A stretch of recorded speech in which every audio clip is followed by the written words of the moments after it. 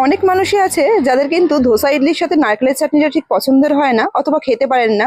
তারা কিন্তু এই টমেটোর চাটনিটা একবার ট্রাই করে দেখতে পারেন, খেতে কিন্তু দুর্দান্ত লাগে। প্রথমেই একটু টমেটো আর পেঁয়াজকে ডুমো ডুমো করে কেটে নেব। সেই সাথে রান্নায় ব্যবহার করার জন্য একটু কারি পাতা নিয়ে নিই। এরপর ফ্রাইং প্যানে 2 চামচ মতো তেল দিয়ে 5 থেকে 6 কোয়া রসুন, 2টো কাঁচা লঙ্কা আর কেটে রাখা পেঁয়াজ আর টমেটোটা এর মধ্যে দিয়ে একটু নেড়ে ছেড়ে দেবো। এই মিনিট 2-3 মতো নাড়লেই কিন্তু এর থেকে যে কাঁচা গন্ধটা সেগুলো একদমই চলে যাবে আর হালকা একটু ভাজাও হয়ে যাবে। ভাজা হয়ে যাবার পর একটা মিক্সিং জারের মধ্যে এই পেঁয়াজ টমেটো পুরো ভাজাটাকে নিয়ে নেব।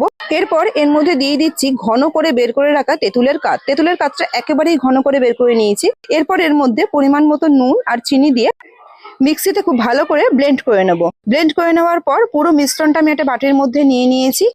এরপর একটা তলকা প্যানের মধ্যে 1 চামচ সাদা তেল, একটুখানি সর্ষে আর একটুখানি কারি পাতা ফোড়ন দিয়ে দিয়েছি। ফোড়ন দিয়ে এই ফোড়নটা আমি এই মিশ্রণটার সাথে মিশিয়ে দিলাম আর রেডি হয়ে গেল টমেটোর চাটনি ধোসা ইডলির সাথে খাওয়ার জন্য।